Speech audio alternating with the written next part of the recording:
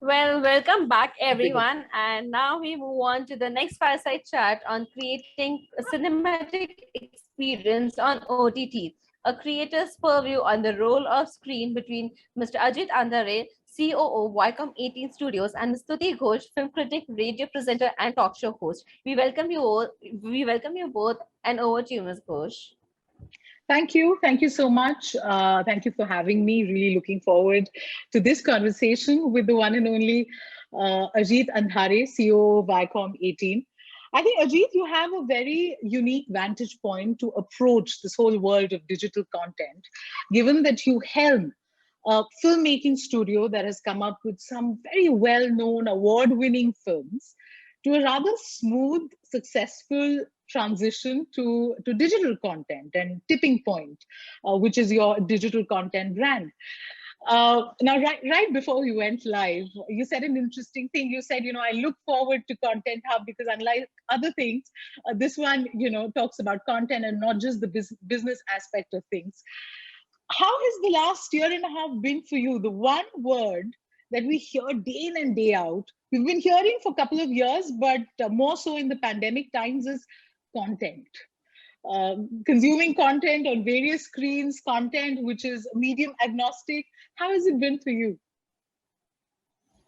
Yeah, so I think the year has been, there's no easy answer because I think there are conflicting themes running. Because on one side, you've of course got the big screen, which has gone completely dark, and the constantly hovering question of when are the theaters coming back, and you make those Nostradamus prediction only to be proven wrong the next time you are speaking on this. So I think on the theater side, of course, it's been quite dark and gloomy.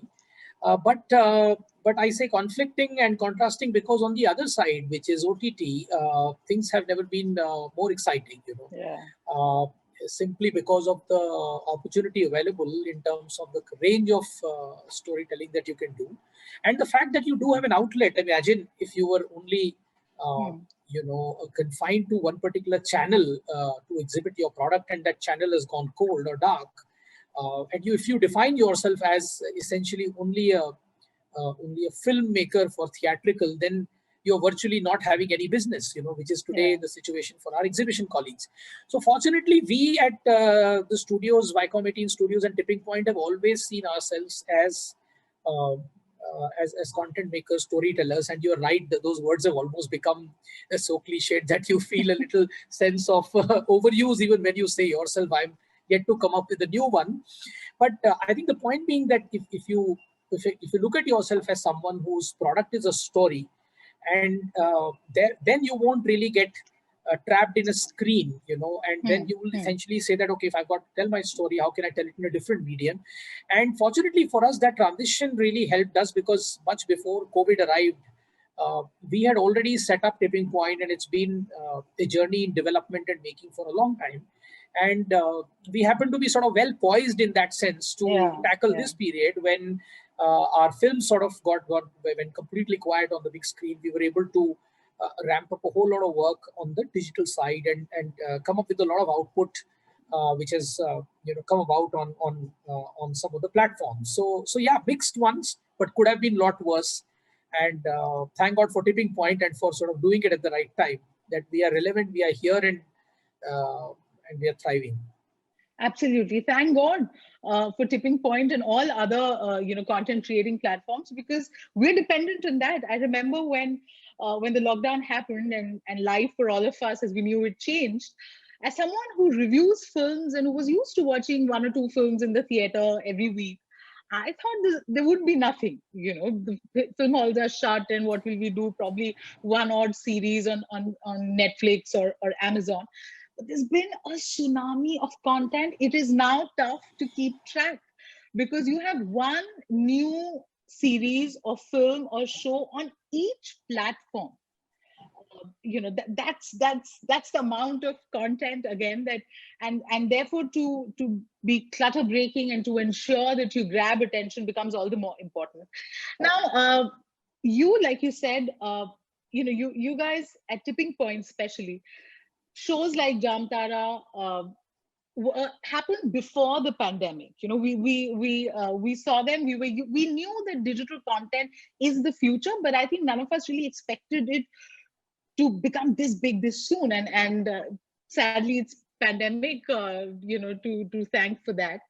But now with the fight that you have to do, how do you now plan your content? How do you now ensure that this is a project that needs to be greenlit and say not something else? How do you make that decision? So it's again hard to answer that, because there is no fixed answer, there's no formula, there's no process. It's of course very led by instinct. It's like falling into a relationship. So if you ask someone how do you fall into a relationship, I think it's very organic. You know, you either fall into one or you don't. So I mean, at the very onset, I would want to qualify that that the process of getting into what would you like to do as a studio, whether it's for studios or for Tipping Point, has always been organic. We have actually made sure we do not do a few things. So for instance, even if you look at the way studio has been run, we have never been led by volume. You know, a number of studios used to be led by this quarter release and second quarter release, and you know, we should have a massive scale and all. We've actually looked at quality of films. I remember there was 1 year we had only 2 releases. One was Mary Com, the other was Queen. You know, we did Padmavat, and then we were quiet for a long time, and then we came back with Andhadhun. You know, so I think those examples are just to point out that we have not been very volume driven and quantity driven, which is one way to approach things, and certainly a lot of studios approach it that way. I don't run it that way, because I don't think then you will be able to deliver quality storytelling.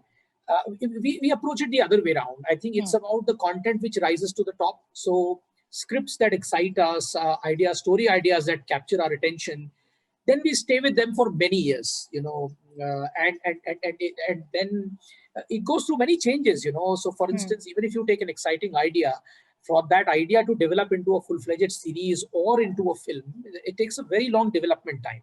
So you have to literally fall for it, stay committed, and then step by step go on. Same thing happened with Jamtara. You know, this idea was around for a while with us, and then at the right point in time, we said, okay, how do we cast it? And then when we were clear that in Tipping Point we will go with, you know, story and material first, and not be bogged down by some of the casting requirements that you feel always bogging you down in a film. We were very consciously adopted an approach of saying we will take purely actors, people with theater backgrounds. We will not worry about not having top billing stars and all of that, because the story lent itself to that. The characters were these sort of unseen, no-name boys who are doing all of this, you know. Very similar approach in She, where Aditi made the debut with us. You know, maybe a conventional approach would have been to, let's say, cast a Radhika or someone, you know, who would have walked into that role and would have been fantastic. But the approach itself was that let's go organically, be ground up. What looks compelling should be made, and that's been the DNA at the studios as well as at Tipping Point. Having said that, the other approach was actually not to focus on adaptations at all, because we, coming from studios, were always somehow only mining originals. And that is something I realized a few months ago, that, hey, look, this is something we are not doing. Because we have done the tougher part. We've actually, all our shows in Tipping Point are actually originals. They are not adaptations at all. And when I looked at my good friend Sameer at Applause, I said, hey, look at this. He's doing adaptations. and here I am trying to sort of, you know, pick the fruit from the top of the tree. So let's look at, so adaptations is another opportunity we are now looking at to answer the larger demand which is out there, you know. Because that's another source of material. You know, you can, there's plethora of adaptations available, great material around the world, whether it's Korea, whether it's Israel, whether it's even your classic US or UK dramas. So one segment that we are focusing on is, of course, originals, which is our original DNA. The other is now we are adding an adaptation team to look at adaptations and see what we can do to be able to add volume. But as I said, you know, it's not been very volume driven. And I don't think you can be very volume driven if you need to do film scale, you know, digital content. If you have to do a certain quality of show, a certain kind of crew that you're talking about, and all of these things, if you have to deliver at a certain level, it's not going to be easy to do it at a scale. So scale is always sort of fought with quality in creative, creative fields, and that continues to be the case here. So we'll see how to tackle the scale problem, which is why we are adding more teams now, which are looking outwards and looking to see how we can do that, simply because there is tremendous demand, as you said, buoyed by the lockdown and COVID and so on and so forth. But the approach has been fall for ideas, fall for material which instinctively pulls you, material which is distinct, because there is a whole lot of stuff which is, I would call, center of the market, or been there, done that. So our approach, again, in our films also has been, I have a book which is a favorite one, always around my table somewhere, which is called Art of Looking Sideways, So we try and keep looking sideways, which is been helpful to us, and even if you see, all our films reflect that, they are off kilter slightly, and they're not standard, more or less, And I think that approach has helped us in picking material, devising material for Tipping Point as well, because that's what your audience is looking for on digital platform. They're not looking for the formula stuff. They're looking for what they have not seen hitherto, which is why a Bandish Bandit stands out, an Aspirant stands out, or even a Panchayat stands out. So I think if you continue to look sideways rather than simply forward, I think you will find interesting stories. It's a very big society and country, so there are always great motivations to tell new and different stories. So we keep it organic, we keep it instinctive, and we remain open, and try and not do, let's say, not get caught in a certain formula or a method, because then we'll start aping ourselves. And that is something we consciously try and avoid. I mean, Ray is a great example. Something like this hasn't been done, to take, let's say, a literary figure and to adapt his stories. But again, the whole motivation was do stuff which has not been done. And that's one of the values at Tipping Point and at the studios.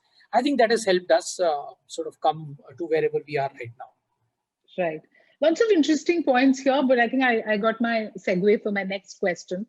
Since you spoke about Ray, Ray got mixed reactions, but like you said, it was a clutter breaker. We hadn't seen something like that. It was interesting. A lot of people applauded the idea that, you decide to take Satyajit Ray and kind of strip away all the awe and, and putting him on a pedestal and making him in a way your own. And you had directors like Vasant Bala, who one never imagined would ever try to interpret a Ray story in the way that they did. Do you think anthologies or the kind of content that you're making for digital, you would ever be able to do for theater? Do you think something like Ray, if released in theaters, would have been as well received or created the buzz that it did?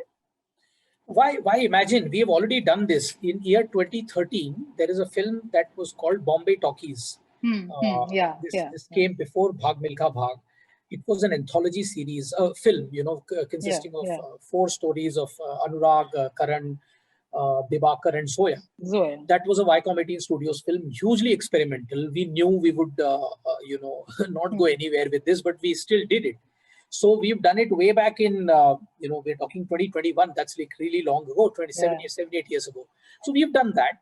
And the answer was very clear, that clearly that sort of a format where you're leading by the director and leading with the story is not something which is going to get people out to theaters and so on and so forth. Which is why that idea was way ahead of its time.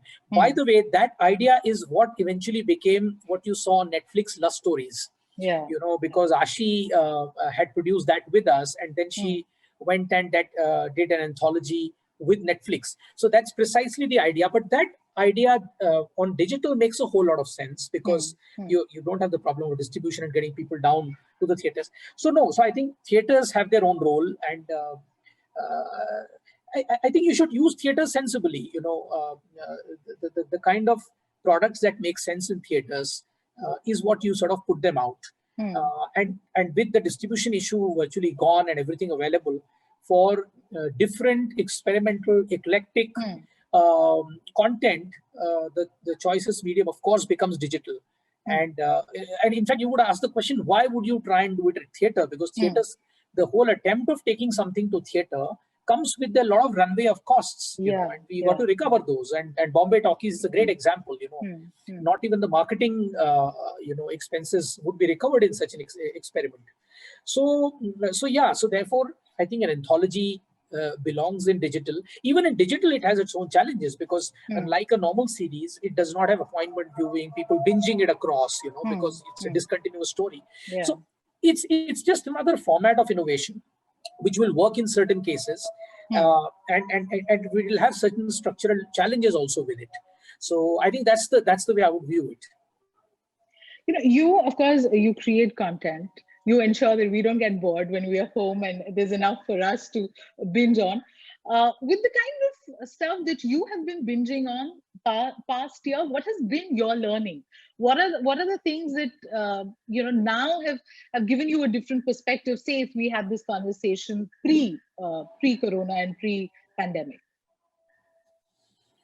Look, I think one big sort of learning is that, you know, the basics of a great series are absolutely the same, you know, and this whole sense that, you know, for example, if you look at the output of American television, you know, you always looked up that, wow, what do they do? And look at their storytelling, how complex and, you know, how interwoven and multiple character graphs. And it just looks, for a person in content creation, an American premium drama series is something that we completely missed in India, right? Because there was no such product, because we were all brought up on the very Spartan diet of television, which was supported only by advertising and therefore had to cater to mass audience. So we, of course, used to look at that and wonder whether we have the capability to tell those kind of stories, because we simply did not have much evidence. And cinema did not support those narratives because of a limited screen time. In a 2.5-hour format, you will only have a certain kind of screenplay. So I think what this entire experience has shown that we are absolutely not lacking in any which way. You know, if you see some of our, I mean, just take Family Man, for example. How exciting! It's as good as any other Western series, you know. And somehow we, I think, had this unspoken belief that we are not good at scale, we are not good at this kind of action adventure which combines drama. We are only good at only drama and emotions. We can't. I mean, look at, we are just coming up every time with an output which actually shows that in terms of our craft, we are absolutely not behind at all. If there was anything that was keeping us behind, it was actually the absence of these opportunities of distribution.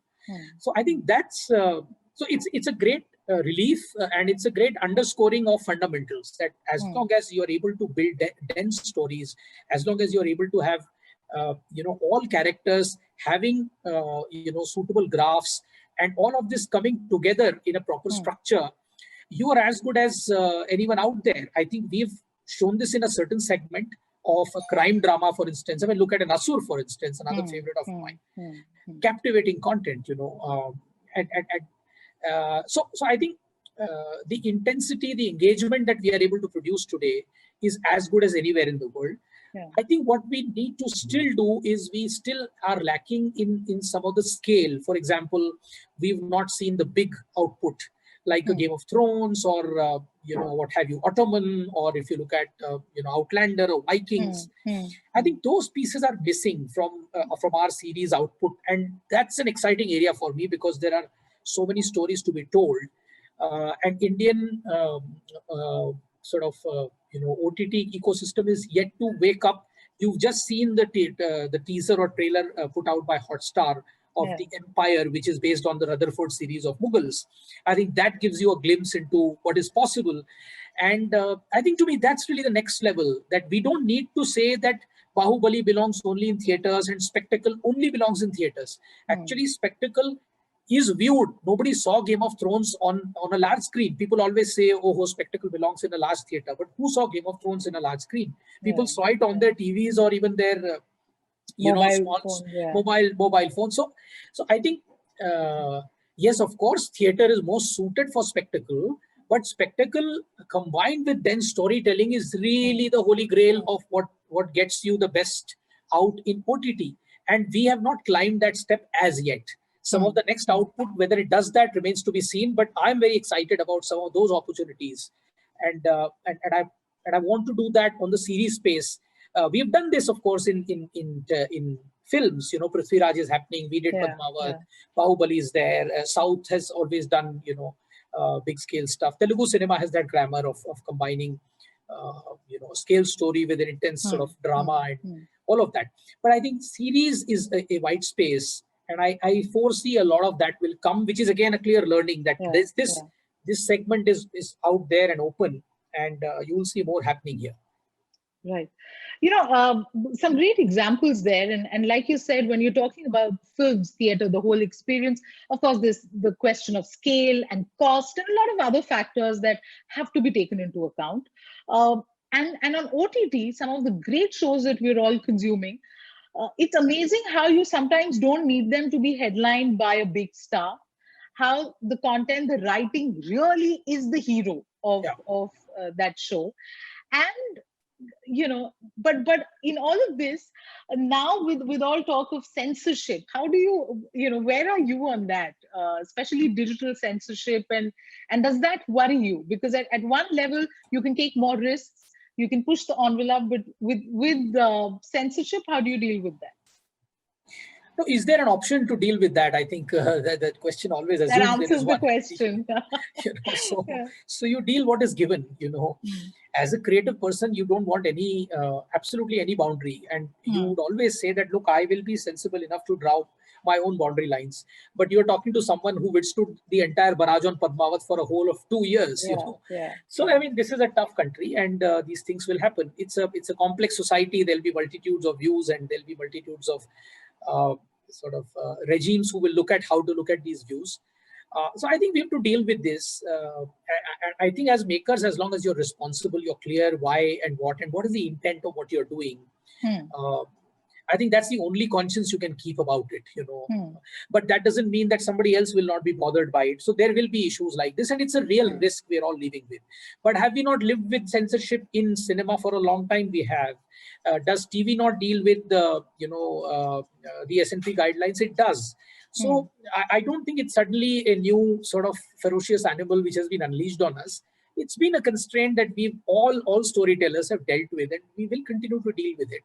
There will be some ups and downs on the long road of stories, and that's fine. We have to take it and move with it.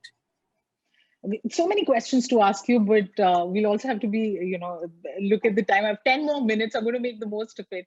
Sure. The one question which I'm sure a lot of people who are listening to this right now are interested about this new way of storytelling would want to ask you is, how do they get to you? How does somebody who has a story, an idea, meet the, you know, the big people, as it were, of production houses and otherwise?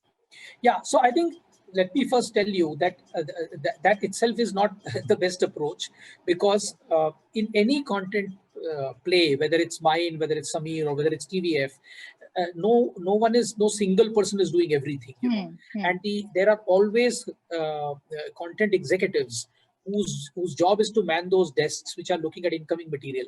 All you need to find is someone who is getting interested in the story, because that person will then you know, get after me to get my time and attention. And that's how, you know, most places are structured, simply because, you know, one person just cannot deal with everything.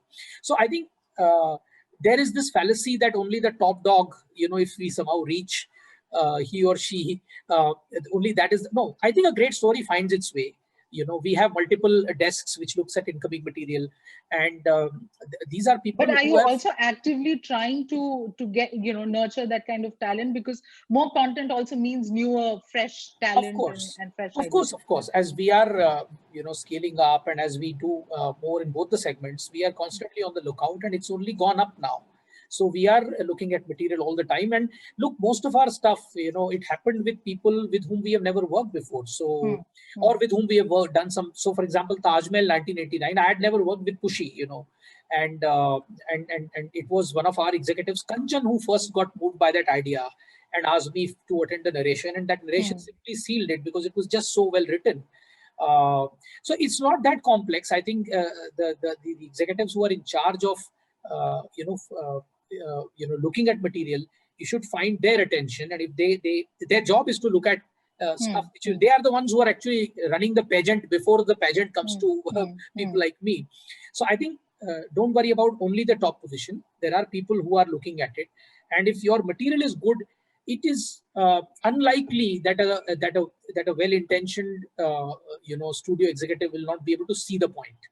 Especially I can tell you at Tipping Point and Viacom 18 Studios, because we are used to looking at different material which may not, which someone else might find, let's say, little value or relevance in, because we are not looking for what's just selling. So give me the next best Sacred Games or whatever, nothing like that. So I think, to me, that's the way. I wish there could be a better process which I could offer other than be in touch.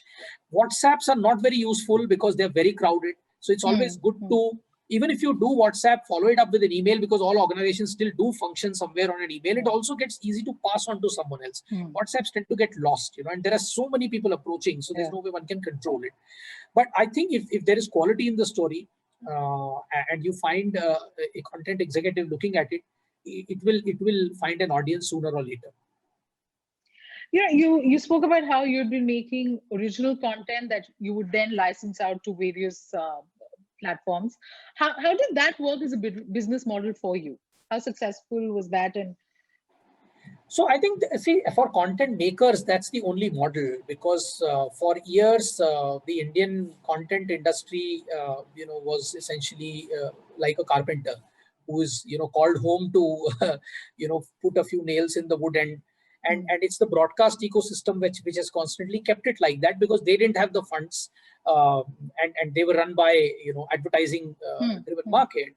So IPs have all belonged to broadcasters, and which is an anomaly, by the way, in India. It doesn't happen like this the world over.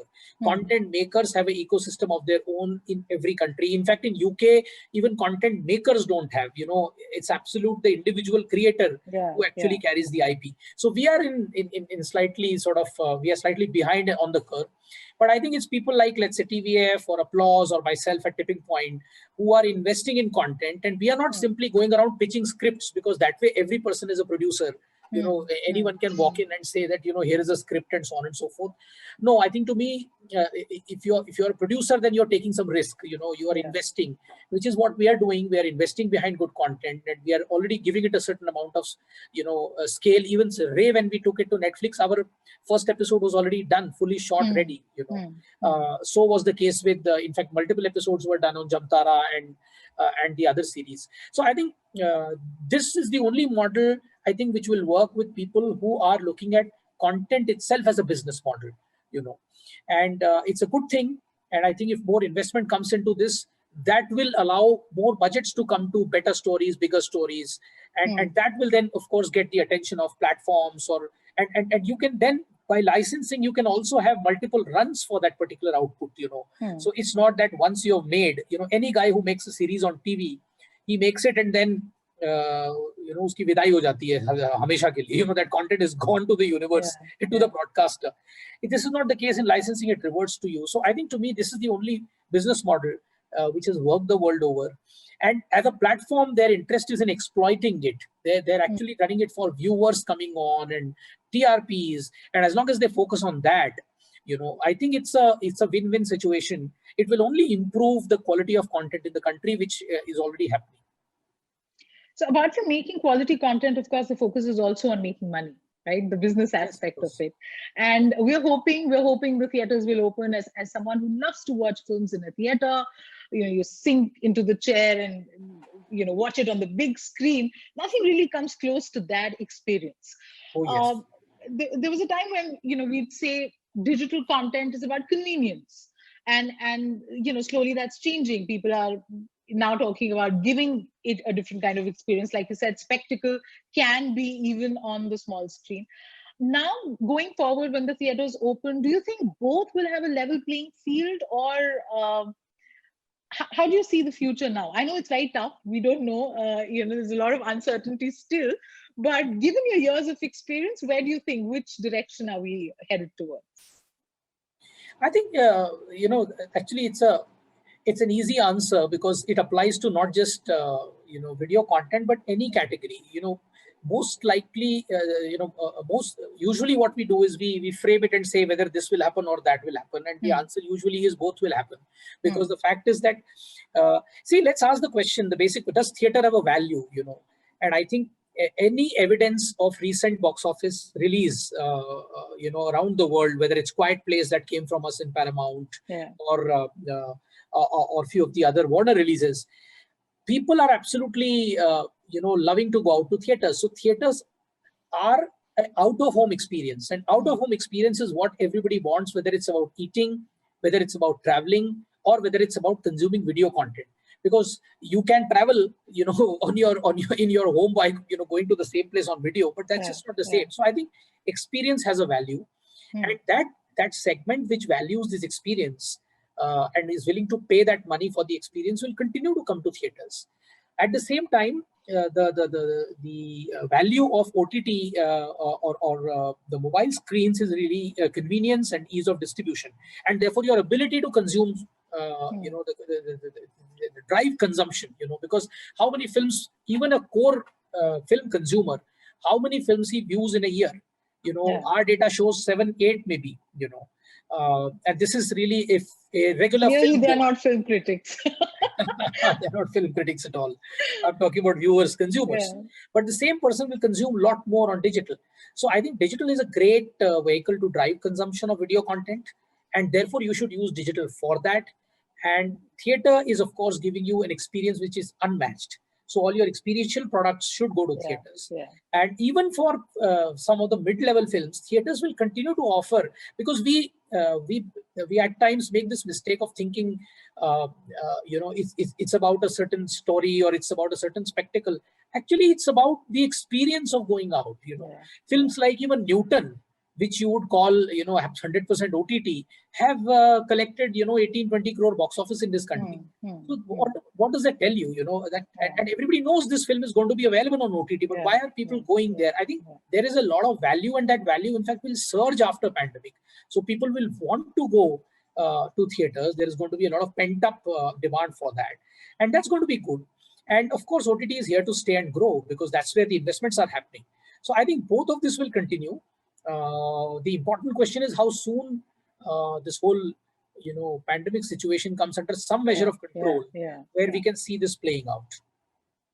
Yes, and probably we might have a meeting, a conversation next time in person, and not just an fireside chat. An absolute pleasure talking to you, Ajit. Thank you, Sudhi. We've been so punctual. It's half an hour well spent. But if I can take the liberty of asking you one final question, Bollywood, especially as someone who sees a lot of mainstream Bollywood films, we talk about formula and a success formula that Bollywood figures out, and then for at least a quarter, you see the same kind of stories coming to you, like with small town flavor or action or something like that. Have you managed to figure out the kind of genre that works in OTTs?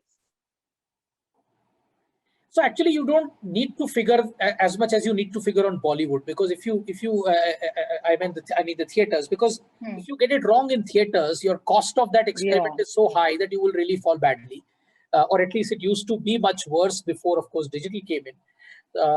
I think on OTT, you look for, at least if you can find a certain segment that is going to watch it, for instance, in Ray, it's the more discerning viewer, which is happy to look at something else being done rather than the same old stuff, actually responded to it. So I think OTT's purpose is to really build a lot of these small cohorts together, which will essentially give them that collective of subscribers. That's really their gig. So as long as you can find, some reasonable sort of cohort to which you can tell a story, I think there is going to be a promise. And you never know. Your assumption may be small, but it might grow big. Look at Bandish. If they would have thought that, okay, some people at least will tune into a Hindustani classical.